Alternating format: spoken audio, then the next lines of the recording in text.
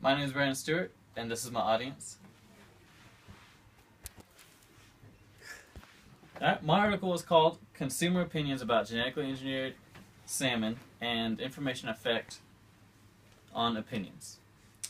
This was a psychometric study with 11 focus groups. 6 were given limited info on genetic engineering, and 5 were given detailed information, and they decided to study how certain information would impact the formulated opinions of these participants.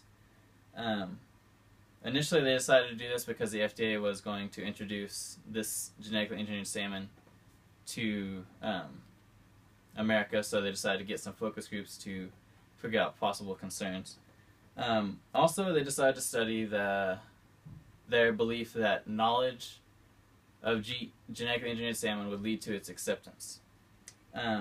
The article's audience is specified as science communicators in order for them to communicate their findings to the public. They also assume that the participants in America know little about the subject, and their belief that knowledge leads to acceptance is a little bit flawed when they note that Europeans are very knowledgeable about this, but reject it highly in their country. So the purpose overall is to study information effect on acceptance and then help science communicators push the acceptance for the public. So in this article, Wei Qin, the author, strongly presents a plausible application for her data collected in the real world. So this article relies heavily on logos to inform and persuade their audience, their target audience. But they also reveal a little bit bias when they strongly push to accept rather than just study. But there's also lines of argument in their article that when they acknowledge the counter-argument, that knowledge may not lead to acceptance. So that was a strong point because they're realizing what pieces are arguing and the counter-arguments for them. And so in their methods, they chose participants aged 20 to 65 with most of them having college experience, which is well done because it's not necessarily a layman's person's subject.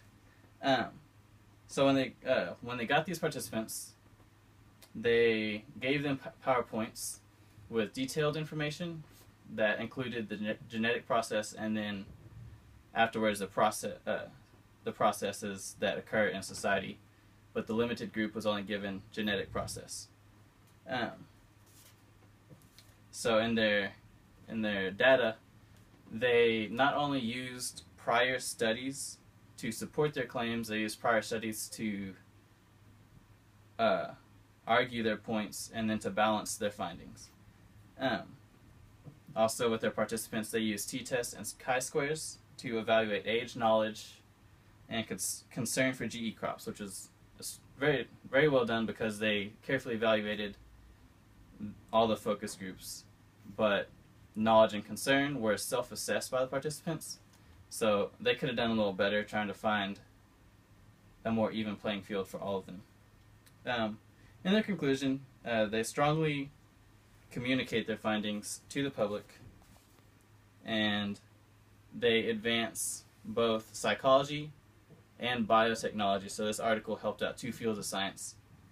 And they also leave pieces for further investigation, such as the degree of uncertainty that comes with giving these participants more information.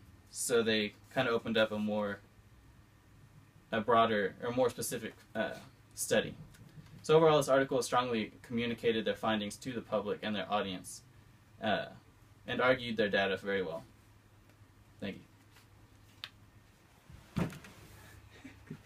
How long is that?